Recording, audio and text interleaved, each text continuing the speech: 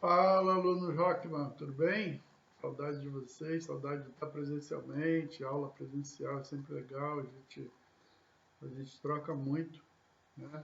A gente aprende muito com vocês também na hora da aula e tenho sido privado dessa oportunidade por um bom tempo, mas já já a gente vai estar de volta, né? Estou passando aqui, começando uma série de resumo daquilo que a gente já estudou durante o período do isolamento social, algumas aulas que a gente fez online. E eu sei que já faz muito tempo, né, que a gente fez e para que o curso possa acontecer a gente precisa fazer as nossas provas, fazer as nossas avaliações. Então a gente está passando aqui, estou passando aqui para poder é, pegar cada um dos tópicos, cada um dos livros que a gente estudou nesse período, uma é, dos módulos e das diferentes abordagens que foram realizadas, para fazer um pequeno resumo e preparar você para avaliação. Tá? Eu queria deixar claro o seguinte, é um resumo, é bem resumido mesmo. É, Nem tudo que eu vou falar nessa aula vai cair na prova, mas tudo que cai na prova eu vou falar nessa aula. Então, fique atento aí, né? Preste atenção, anota, acompanha na apostila, né? Porque nem tudo também que eu vou falar está na apostila, mas eu vou falar algumas coisas da apostila. Então, quem tem ouvidos, ouça o que o Espírito diz para a igreja, o Spiller diz para a igreja, né? Então, vamos lá. Hoje a gente vai estudar Cartas Gerais e Hebreus, esse livrinho aqui que você deve ter aí, né? E a gente vai fazer uma pequena abordagem sobre o que é, o que a gente estudou e, e, e preparando você então para a aula. Bom, eu não quero ser extenso, então vamos começar logo. É, Cartas Gerais e Hebreus, geralmente muitas pessoas, muitos estudiosos, colocam Hebreus como uma das cartas gerais. O autor da lição, ele não coloca assim. Então, ele coloca uma diferença entre Hebreus e as cartas gerais. Aí a gente vai explicar um pouquinho daqui a pouco esse tipo de visão, esse tipo de abordagem. Então, eu queria começar falando sobre a carta aos Hebreus, né? É, e para começar essa carta aos Hebreus, eu queria discordar sobre algo que o autor fala na primeira linha da carta do estudo da carta aos Hebreus, o autor da lição, né? Porque ele diz assim: os judeus eram conhecidos também como hebreus, daí o nome da carta. E eu queria tirar uma dúvida que talvez você tenha e muita gente tem sobre esse assunto, né? Porque existe a palavra hebreu, existe a palavra israelita e existe a palavra judeu. Desculpa. E às vezes as pessoas acham que é tudo a mesma coisa, essas definições se confundem. Mas não é assim que acontece. Tá? Quando fala hebreu, está relacionado ao sangue, está relacionado a uma descendência sanguínea. Né? É, a palavra hebreu, provavelmente, segundo os estudiosos, vem da palavra Eber, que era um avô de Abraão. Então, se você for lá em Gênesis 11, finalzinho do Gênesis 11, você vai ver a descendência de Abraão e tinha ali um tal de Eber. E as pessoas dizem que o hebreu vem dali. Então, hebreu, quando fala que alguém é hebreu, significa que a pessoa tem o sangue hebreu, é descendência sanguínea. Quando a gente fala sobre israelita, no, tem um sentido, né? Pode ter dois sentidos, mas um sentido mais usado é de que faz relação ao território. Alguém que nasceu no território de Israel. E não necessariamente é da descendência hebraica ou descendência de Heber. Então, quando fala israelita, tem mais a ver com o território. E quando fala judeu, tem a ver com a religião judaica. Né? Então, a pessoa pode ser hebreu, não ter nascido necessariamente no território de Israel, não ser israelita, e também pode ser ateu, então a pessoa não é judeu. Né? E como existem judeus brasileiros que nasceram aqui no Brasil, mas a pessoa tem uma religião judaica. Então, a gente não pode confundir, pelo menos não nesse momento atual da história, essas coisas. Eu queria deixar isso claro para você nesse começo da nossa aula. Então, Hebreus tem essa distinção, né, que eu acho que é importante. Tanto é que Paulo, lá em Filipenses 3:5, ele diz que é hebreu dos hebreus, né? Então, ele era hebreu, mas ele não era israelita, porque ele não nasceu em Israel, ele nasceu em Tarso. Né? Existiam algumas pessoas que não nasceram em Jerusalém, não eram hebreus de sangue e eram judeus, porque eram chamados prosélitos que abraçaram a religião judaica. Tá? Então, ultrapassado isso aí, eu queria continuar aqui no estudo da carta. Então, a primeira coisa que eu acho importante é sobre os possíveis autores. Né? Existem vários autores. As pessoas dizem que alguns colocam até de maneira romanesca, né, poética, de que não existe autor, a carta dos Hebreus, porque é o próprio Deus falando, se revelando e tal. Na verdade, alguém escreveu a carta, né? Existem algumas possibilidades durante a história, no começo da história da igreja, todo mundo achava que era Paulo, né? Era muito forte essa ideia de que era Paulo, por causa de algumas teologias, né, da carta de Hebreus.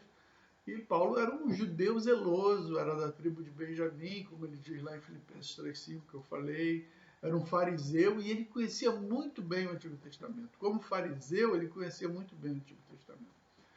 A criança judaica, ainda mais ligada a essa corrente dos fariseus, que era uma seita dentro do judaísmo, elas precisavam, até os 12 anos, ter o Antigo Testamento decorado. Então, Paulo conhecia muito bem o Antigo Testamento e a gente vê na carta dos Hebreus que é usado muito o Antigo Testamento. A segunda possibilidade que algumas pessoas colocam é que foi Barnabé. Barnabé era judeu e era levita. Né? Então, como na carta aos Hebreus, principalmente a partir do capítulo 3, fala muito sobre uma relação do sacrifício do Antigo Testamento, comparando com o sacrifício que Jesus fez na cruz, né? Jesus é o sumo sacerdote. Então existe essa possibilidade que as pessoas veem de ser Barnabé. E Barnabé significa filho da exortação. E como existe lá em Hebreus 13:22, fala sobre a presente palavra de exortação, que tem muito a ver com Barnabé, né? A presente, ao pé da letra seria a presente palavra de Barnabé, alguma coisa parecida, as pessoas acham que poderia ser Barnabé. Tá? Existe uma outra possibilidade que alguns usam, porque o grego é um grego muito aprimorado, como o grego de Lucas, né? Então, e como Lucas era companheiro de Paulo, conhecia Timóteo, então conhecia. Muitas pessoas acham que poderia ter sido Lucas. Se bem que Lucas, não sei, né? Lucas não era judeu, não era hebreu assim de nascimento, não tinha, era mais grego, né? Até o nome dele. Então ele não deveria ter um conhecimento tão profundo do Antigo Testamento. Mas é uma possibilidade que o pessoal aventa aí que tenha sido Lucas. Outra possibilidade que o pessoal coloca é que foi Apolo. Apolo era de Alexandria, né? Alexandria era ali no norte da África, e é uma região em que o grego era muito forte, a cultura grega era muito forte, porque no período interbíblico. Os gregos dominaram ali de uma maneira muito poderosa, foi ali que surgiu a Septuaginta, aquela tradução que quem está comigo há mais tempo, acompanhou aí, da tradução do Antigo Testamento para o grego, né? A Septuaginta, era uma cultura muito grande, né? Era um local onde tinha uma biblioteca muito poderosa, que foi colocado fogo. Então,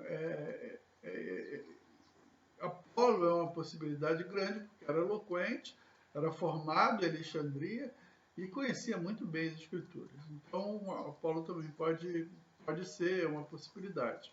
Tá? E Hebreus é uma carta reveladora, ela revela muito daquilo de coisas que talvez a gente não entendesse se Hebreus não falasse. Sabe, essa ligação do sacrifício com Jesus, sabe, essa ideia toda do Antigo Testamento ser reinterpretado pela morte vicária de Jesus na cruz, isso tudo Hebreus nos ajuda muito a entender. E uma coisa que é importante, né, é que a gente vê que no primeiro capítulo de Hebreu, logo aparecem muitas citações do Antigo Testamento, várias citações do Antigo Testamento. Isso demonstra o quanto o autor estava, não só conhecia muito bem o Antigo Testamento, mas ele estava comprometido em fundamentar o seu discurso com o Antigo Testamento, aquele livro sagrado dos judeus. E por isso, certamente, o autor ele conhecia muito da cultura judaica. No primeiro capítulo de Hebreus, existe uma preocupação do autor de demonstrar que Jesus era superior aos anjos. E essa ideia de anjos na cultura judaica, ela é estranha no Antigo Testamento, mas ela passou a ser algo normal no período interbíblico, onde apareceram muitos livros apócrifos e existia muita manifestação angelical e passou-se a dar uma ênfase muito grande aos anjos. Né? Então, e o autor fala sobre isso. Paulo já tinha falado lá em Colossenses, né, sobre o culto aos anjos. Então, os anjos deveriam ser mais ou menos como são os santos para a Igreja Católica hoje, na cultura teológico-religiosa judaica naquela época. E aí o autor da Carta dos Hebreus tem essa preocupação de começar já mostrando que Jesus é superior aos anjos. Né? Então, tem esse ponto. Né? E ele começa a usar o Antigo Testamento de uma maneira bem poderosa, porque a ideia do autor da Carta dos Hebreus é mostrar que Jesus é superior a toda a religião judaica e seus arcabouços e suas doutrinas, né, e suas superstições. E por isso o autor vai comparando, porque a ideia é que nesse momento os judeus, os hebreus estão retornando para a sua religião. Né? Eram judeus de primeira linha, né? Eram judeus que estavam primeiramente se convertendo ao cristianismo. Então você imagina numa família hoje, né, em que todo mundo é católico e alguém se converte e vai para a PIB. Sabe, nas reuniões, todo mundo fala, cara, você participava lá, você estava lá, e agora tu está renegando a religião da família, não sei o quê. Então, os judeus naquela época que estavam se convertendo, estavam passando por essa dificuldade e muitos estavam voltando. Né? Então, sofria perseguições de várias partes. E o autor da Carta aos Hebreus, ele quer mostrar isso. Por isso ele começa a combater mostrar que Jesus é superior aos anjos. Depois ele fala, até o capítulo 4, que Jesus é superior a Moisés, né? Moisés era o cara lá da religião judaica, que ele era superior aos profetas. Então, Moisés e os profetas, a lei e os profetas, Moisés representava a lei, era basicamente o Antigo Testamento, né? Então, até o capítulo 4, o autor vai falando sobre isso, e isso é importante, né? Mostrando que Jesus, na sua pessoa, ele é superior, ele é melhor, ele é mais excelente que os profetas, que os anjos e até que Moisés. Depois, a partir do capítulo 5 até o capítulo 7, ele vai falando sobre o ofício de Jesus. Não só a pessoa, mas agora o ofício de Jesus, né? O que Jesus fez. Então ele começa a comparar o sacerdócio de Jesus com o sacerdócio de Arão, né? E as ofertas, onde Arão matava lá o boi e Jesus sendo a própria oferta, né? Jesus sendo não só o sacerdote, mas sendo a oferta também. Então ele fala sobre isso. No finalzinho ali, antes de entrar na parte mais prática, até mesmo como uma parte prática, né? Ele fala sobre a religião. Jesus é superior na religião. E a religião aí é como você coloca em prática a sua teologia, a sua doutrina. Ele diz que Jesus é superior, né? E aí dá um resultado que eu acho interessante, porque capítulo 11, 12 e 13 fala do capítulo 11 de fé, no capítulo 12 de esperança e no capítulo 13 de amor, né? Fé, esperança e amor. E esse tripé é importantíssimo porque aponta também para algumas outras partes do Evangelho.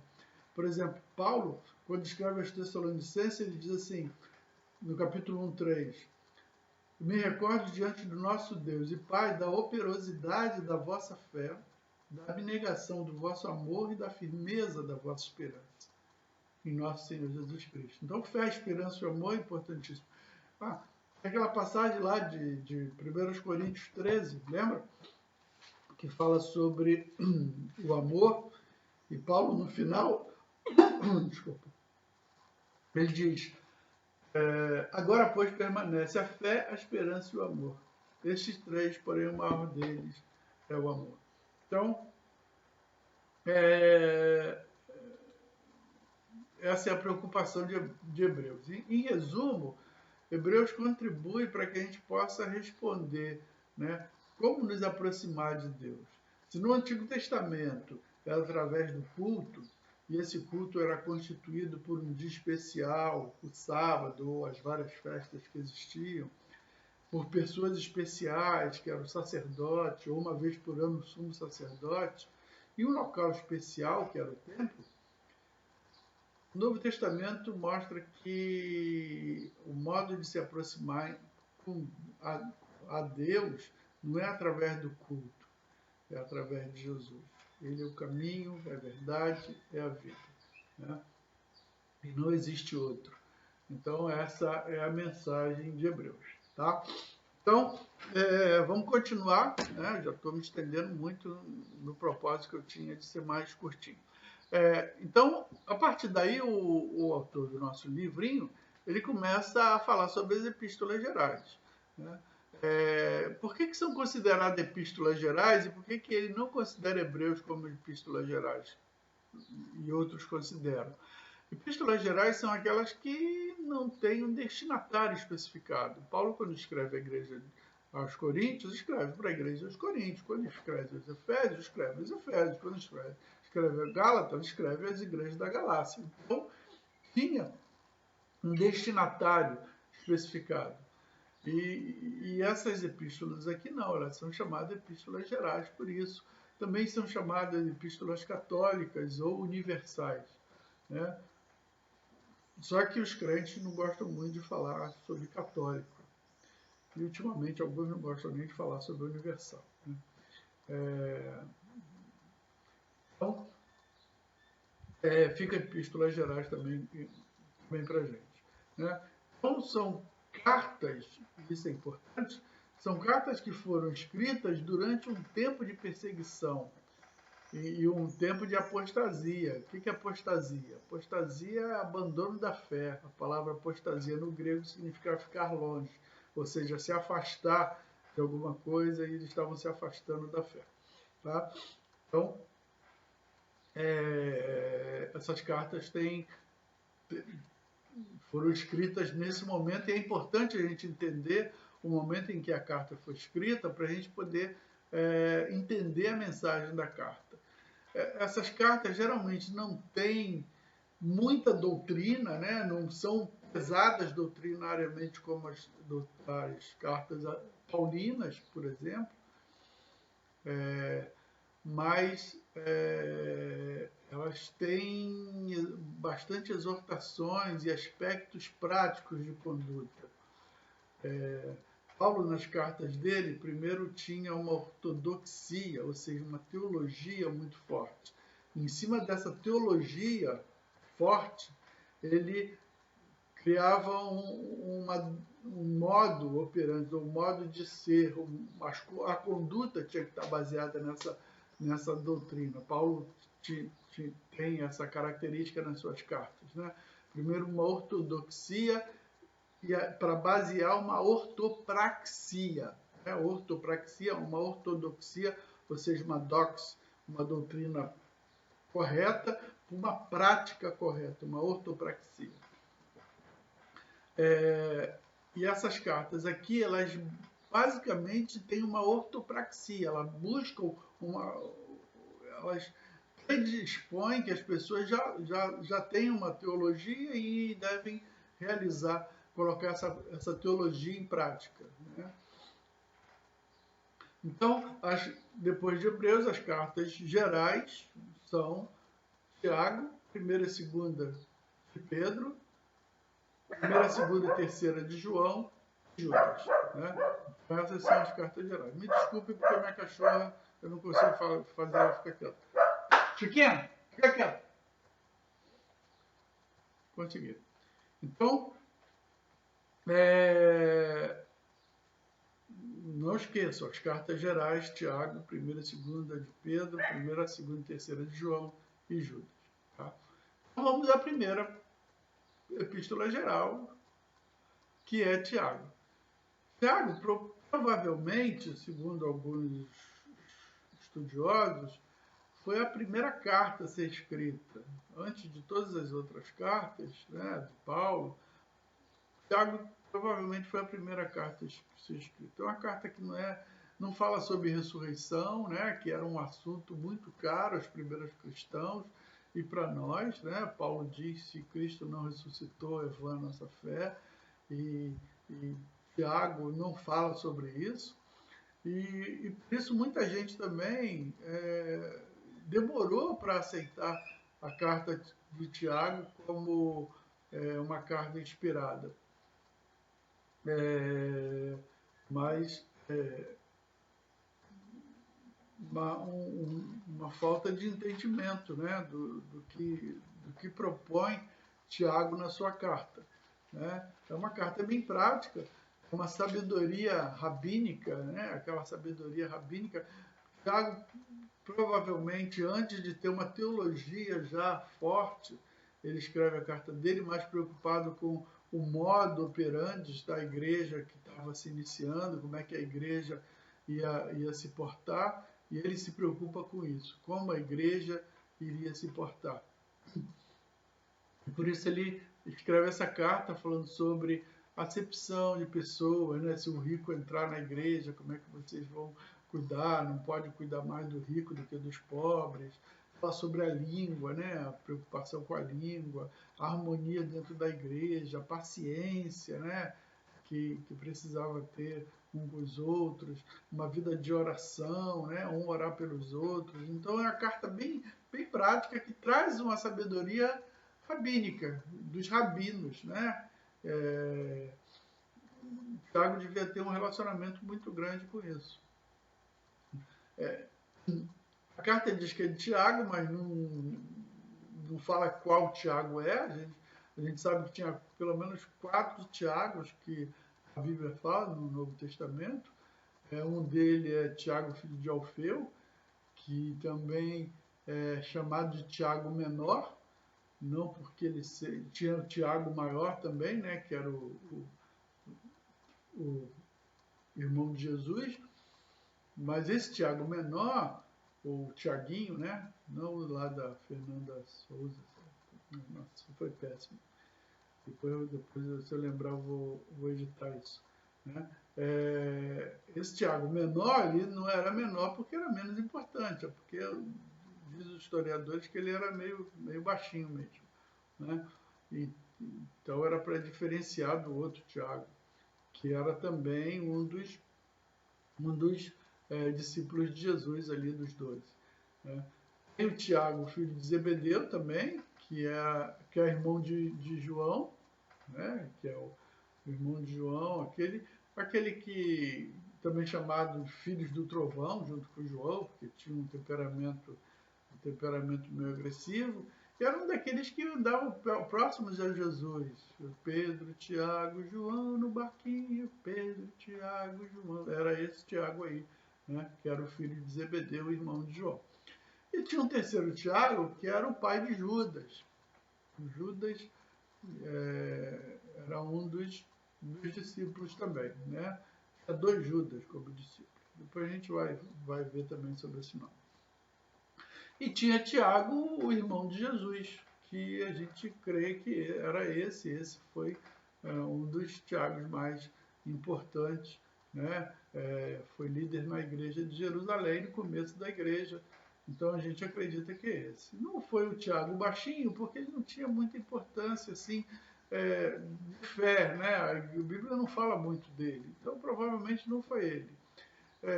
O Tiago, o filho de Zebedeu, aquele que andava com Jesus, ele foi morto logo no começo da igreja por Herodes. A Bíblia diz lá em Atos que foi passado ao fio da espada. E o Tiago, pai de Judas, também não tem essa relevância. Então acredita-se que era Tiago, irmão de Jesus. Tá? Ele escreve, ele começa a carta dele, isso é importante, isso é importante, escrevendo as 12 tribos que se encontram na dispersão. Então ele começa a carta dele escrevendo para as 12 tribos. Aí essas 12 tribos que estão na dispersão são as tribos de Israel que estavam dispersas, que foram expulsas de Jerusalém em vários momentos. Né? Você sabe que quando o pessoal foi para a Babilônia, na volta, nem todos os judeus voltaram, alguns já tinham aberto um comérciozinho ali, outros já tinham feito a sua vida ali, então eles não voltaram. Depois teve outras expulsões também de Jerusalém, no tempo da invasão grega, que os gregos dominaram, e o próprio capítulo 8 de Atos diz que o pessoal estava sendo expulso de Jerusalém. Então, quando fala as 12 tribos da dispersão, são os judeus que estavam espalhados pela terra toda. Tá? Então, qual o resumo de Tiago que a gente pode fazer? Né? Ele foi escrito, a carta foi escrita para mostrar que a espiritualidade cristã não é um caminho de crenças, é um caminho de relações e afetos. Se o que eu creio não me levar a um relacionamento e as boas obras, não me levar a um relacionamento e a boas obras, Tiago diz que é falsa a minha fé. As boas obras, apesar de não salvar, elas testificam a salvação. Ou seja, seguir Jesus não é acreditar em coisas a respeito de Jesus, é seguir uma pessoa. E nesse caminho em que eu sigo Jesus, eu sou mudado pelo relacionamento com essa pessoa. E dessa forma, tem mais a ver seguir Jesus tem mais a ver com um jeito de ser e de viver do que coisas em que eu devo acreditar. Né? Então, é bem prático a carta de Tiago em relação a isso. Tá? Então, vamos à próxima carta, que é a primeira de Pedro. Eu queria pensar nessa carta, que é chamada de uma das cartas também católica, né? Eu queria que você, pelo menos meu aluno, não fale primeira Pedro, primeira de Pedro, tá? Primeira de Pedro, segunda de Pedro, primeira de João, segunda de João, terceira de João, né? É o correto de se falar, né? Porque é a primeira carta de Pedro, tá? Então, primeira de Pedro, autor, foi um dos primeiros livros a ser aceito no cânon, né? Até mesmo porque o pessoal já creia que foi Pedrão lá, que andava com Jesus, que escreveu. Então, com a autoridade de Pedro, foi uma das primeiras cartas a ser aceita no cânon. Tem um grego muito bom, e por isso as pessoas achavam que, cara, foi Pedro que escreveu isso, aquele pescador lá, meio analfabeto, não sei não. Hein? Só que as pessoas acreditam que quem escreveu, na verdade, foi Silas, mas ditado por Pedro. Né? Silas, Pedro ditava e Silas escreveu isso, porque lá no capítulo 5, o verso 12 aqui, ó, diz assim, por meio de Silvano, que é o Silas, né, que para vós outros é fiel. Irmão, como também o considero, vos escrevo resumidamente, exortando e testificando de novo. Ou seja, por meio de Silvano vos escrevo. Então, ele escreve através de Silas. Silas é quem escreve para ele. Tá? E aí acaba esse problema de, pô, esse grego aqui maravilhoso, e Paulo escreveu, a gente resolve esse problema e aceita que foi Paulo. Destinatário, ele escreve, né, para os forasteiros da dispersão, está logo no capítulo 1, verso 1, né?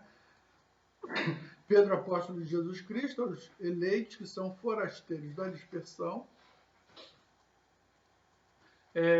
A ideia de forasteiro, no grego é paraikos, é aquele que está na casa, mas não é dono da casa. Aikos é casa, para é junto de, próximo de, né?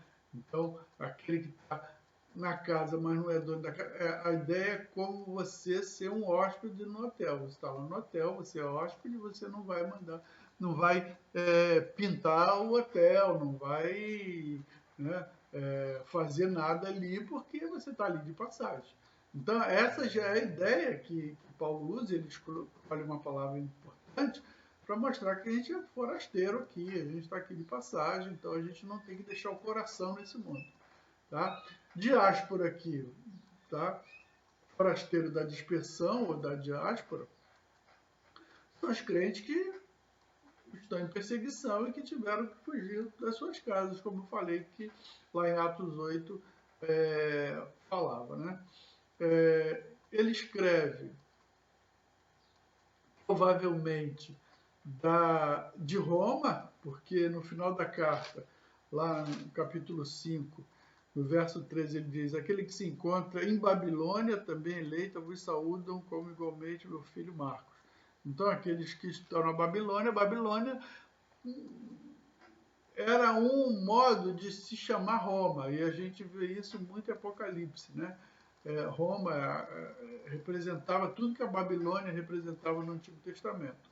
E provavelmente ele não estava na Babilônia mesmo, a Babilônia lá da Ásia, porque nessa época a Babilônia já não tinha tanta importância assim. Né? Então o pessoal acredita que esse Babilônia aqui ele está se referindo a Roma. Então provavelmente a carta foi escrita de Roma. Tá? A carta destaca a saída, a saída desse povo, né, que fugiu, mas que nesse momento agora vai chegando um grande sofrimento. Essa saída de Jerusalém, essa expulsão de Jerusalém, é só o princípio das dores, né? Chegando um grande sofrimento. E que as pessoas aqui deviam estar prontas para sofrer, né? E Pedro dá algumas dicas de capacitação para sofrimento, né? Então, se você estiver sofrendo, estude a carta de Pedro, que ele dá umas dicas boas sobre, sobre esse ponto do sofrimento, né? Ele diz no capítulo 4:13, pelo contrário, alegrai-vos na medida em que sois coparticipantes do sofrimento de Cristo, para que também na revelação da sua glória nos alegreis exultando. Então, a carta é para ajudar as pessoas que estão sofrendo perseguição, inclusive por causa da fé. Tá? Segunda de Pedro, eu queria pensar depois de Judas. Por quê? Porque, presta atenção que isso é importante, tanto Judas como Pedro, principalmente na segunda carta, eles estavam preocupados, até alarmados, com o rápido surgimento de falsas doutrinas e de apostasia. Apostasia que se manifestava a partir dessas falsas doutrinas. O problema da falsa doutrina é que elas geram depois um afastamento da fé verdadeira. Tá? Então, Pedro e Judas, desculpa, mais uma vez, estavam preocupados com isso. A segunda carta de Pedro, então, é uma carta que foi muito difícil para ser aceita no cânon, até mesmo porque o grego é diferente da primeira, mas a gente viu que a primeira provavelmente foi escrita por Silas, então essa é a ideia, né? Questionavam muito a autoria dela, apesar de a própria carta ter vários momentos nela que o próprio Pedro chama para si a responsabilidade, né? Simão Pedro, servo do apóstolo de Jesus Cristo. Tá? Então, o próprio Pedro diz que foi ele. Claro que isso não caracteriza que alguém tenha usado o nome dele, né? Mas concluiu-se que era de Pedro, a autoria, por outras razões dentro do texto. Né? Ele diz que ele é servo e apóstolo de Jesus, logo no começo, mostra uma humildade, mas também uma autoridade, porque ele é apóstolo, né? E os apóstolos tinham uma autoridade muito grande, ainda mais os apóstolos que estiveram com Jesus. E ele começa, então, a expor a sua carta. Né? O destinatário dessa carta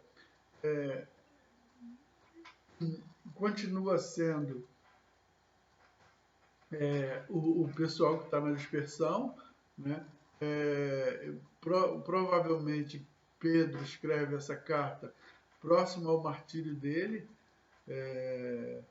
então a gente sabe que ele foi morto por Nero, e Nero se matou no ano 68, então essa carta aqui talvez tenha sido escrita no ano 66 ou 67 depois de Cristo. Ele tem alguns propósitos básicos ao escrever essa carta, que é combater os falsos mestres, defender a supremacia da Escritura e falar sobre a segunda vinda de Cristo, porque a segunda vinda de Cristo ele usa como um agente consolador para o momento de dificuldade, sabe? Novos céus, nova terra. Então, ele usa como um agente consolador. Próxima carta, então, para a gente ser bem rápido, Judas. Eu vou pular a primeira, segunda e terceira de João, tá? Judas. Judas, esse nome era muito popular naquela época, hoje não é, né? Quem é que bota o nome do filho de Judas, né? Hoje, até mesmo por causa de Judas Iscariote, o nome deixou de ser popular, mas era um nome muito popular na época.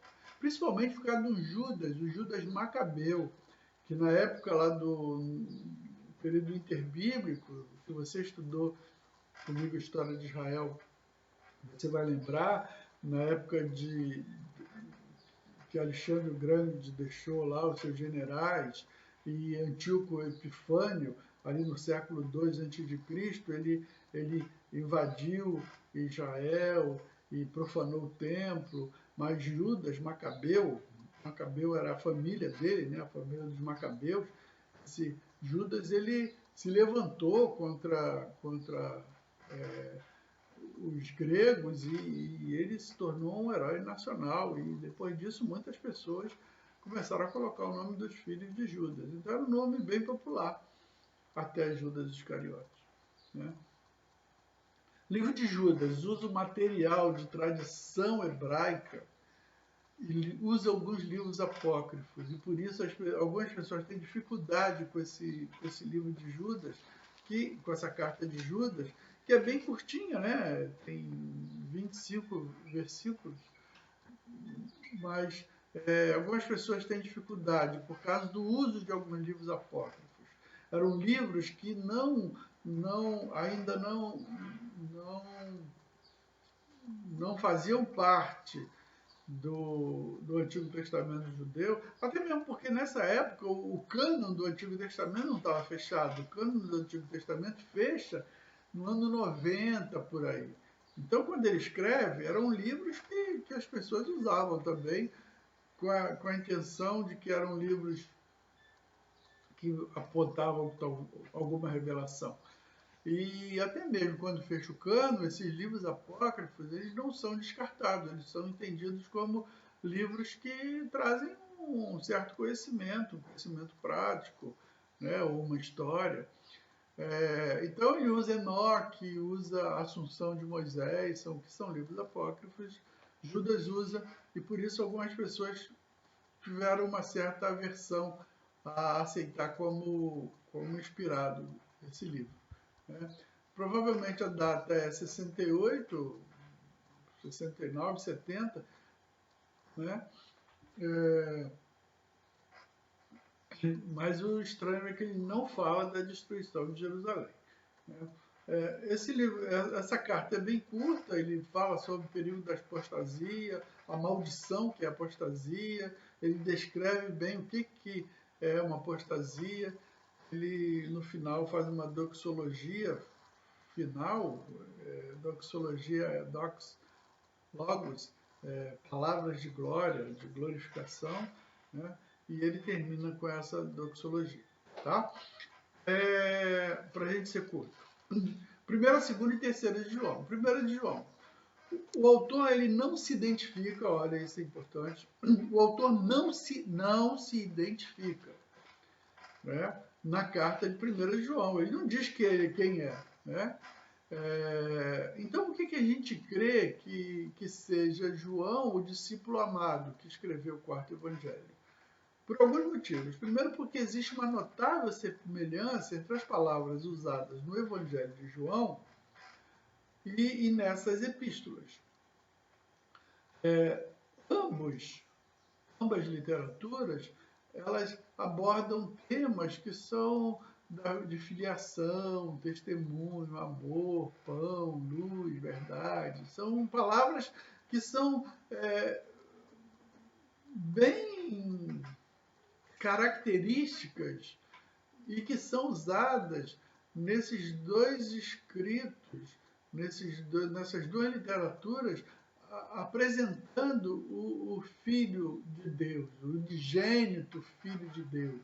Né? Ou usa a palavra advogado, que é o Paráclitos, né? Aqui ele usa e usa também lá no Evangelho de João essa palavra. Então as pessoas, em segundo lugar, o Evangelho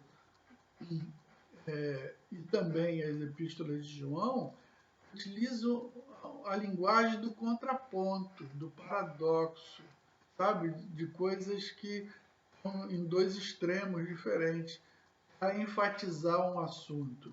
Ele usa, por exemplo, luz e trevas, verdade e mentira, amor e ódio, vida e morte. Então, essas coisas, para apontar, enfatizar um assunto, ele usa esses dois dois extremos, tá? Esses paradoxos. Em terceiro lugar, o autor ele expõe que ele é testemunha ocular do ministério terrestre de Jesus, né? Ele é a testemunha ocular. Olha só o que ele diz no começo aqui da primeira epístola de João. O que era desde o princípio, o que temos visto e ouvido, o que temos visto com os nossos próprios olhos, o que contemplamos e as nossas mãos apalparam com respeito ao verbo da vida. E a vida se manifestou, e nós temos visto, e dela damos testemunho, e vos anunciamos a vida eterna, a qual estava no Pai e nos foi manifestada. O que temos visto e ouvido, anunciamos também a vós outros, para que vós, igualmente, mantenhais comunhão conosco. Ora, a nossa comunhão é com o Pai e com seu Filho Jesus Cristo. Essas coisas, pois, vos escrevemos para que a nossa alegria seja completa. Cara, isso não é João, capítulo 1, e o verbo se fez carne e habitou entre nós, cheio de graça e maravilha. Vimos a sua glória, glória como do unigênito do Pai. Não é essa, não passa para a gente essa manifestação de maravilha, de ter visto a glória de Deus no Filho. Então, cara, não tem dúvida de que o apóstolo João ele foi escritor dessas 3 epístolas que levam o nome dele. Tá?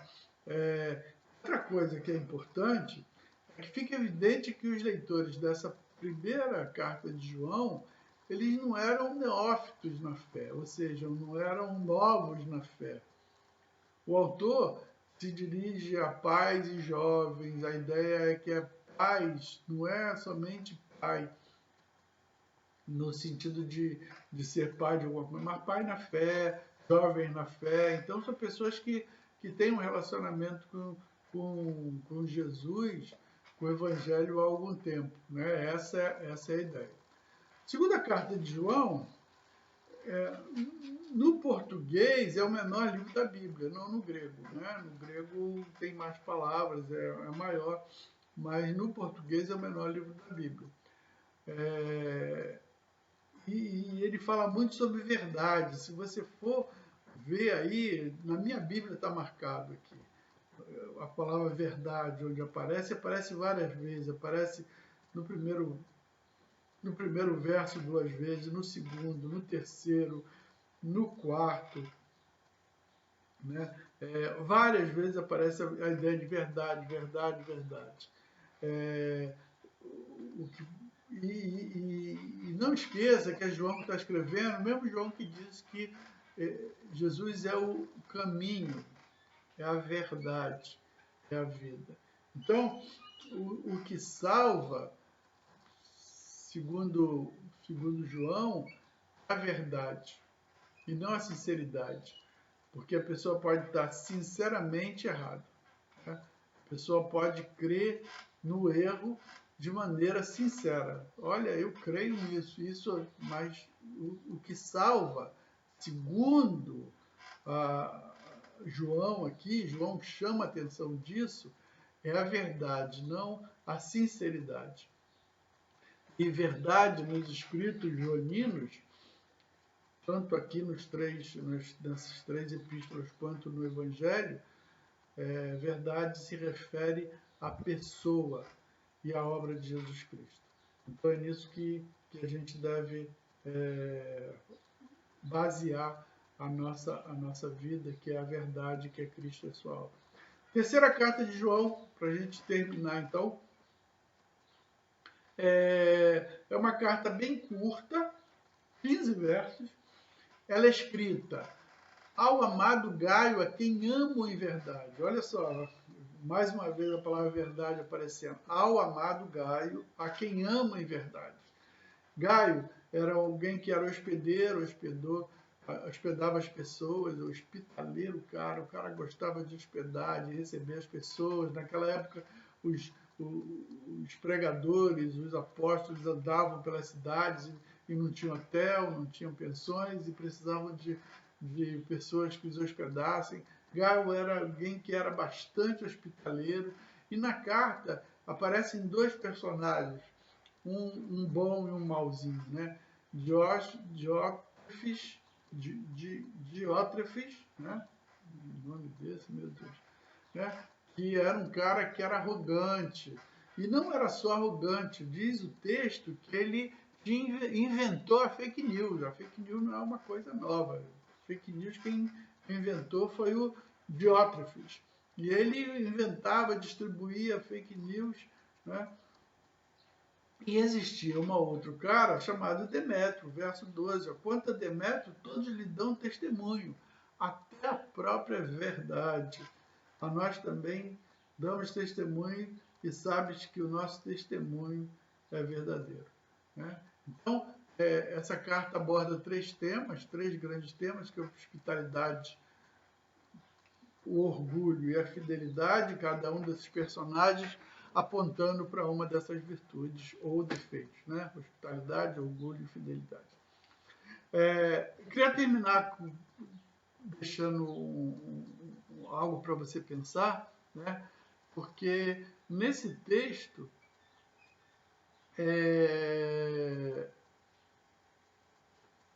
tem um voto de João que ele diz assim no verso 2, amados, acima de tudo faço votos por tua prosperidade e saúde, assim como é próspera a tua alma.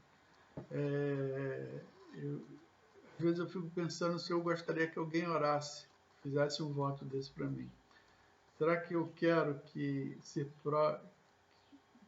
próspero em todas as áreas da minha vida, inclusive a saúde, assim como é próspera a minha alma? Sabe? Será que eu coloco como prioridade a minha alma e a partir da alma próspera as outras coisas acontecem, sabe? Buscar primeiro o reino de Deus, a sua justiça, e todas as outras coisas vos serão acrescentadas. Ou será que eu teria medo se alguém falasse, olha, eu queria que você fosse tão próspero, que você tivesse tanta saúde quanto a tua alma tem? Era para pensar, né? Então deixa isso aí para a gente pensar. Pessoal, é isso, né? Essa aula eu fiz o mais curto possível, desculpa se eu não consegui, né? Mas vai ouvindo aos poucos, ouve 1.5, 2 não, porque a minha voz já é feia com 1, imagino com 2, né? Mas assista aí a aula, preste atenção em algumas coisas e aguardo você no próximo segunda-feira para a gente fazer a nossa avaliação, tá? Mas logo eu coloco mais uma aulinha aqui para a gente poder ir acompanhando. Fiquem na paz do Senhor, Deus te abençoe, um abraço.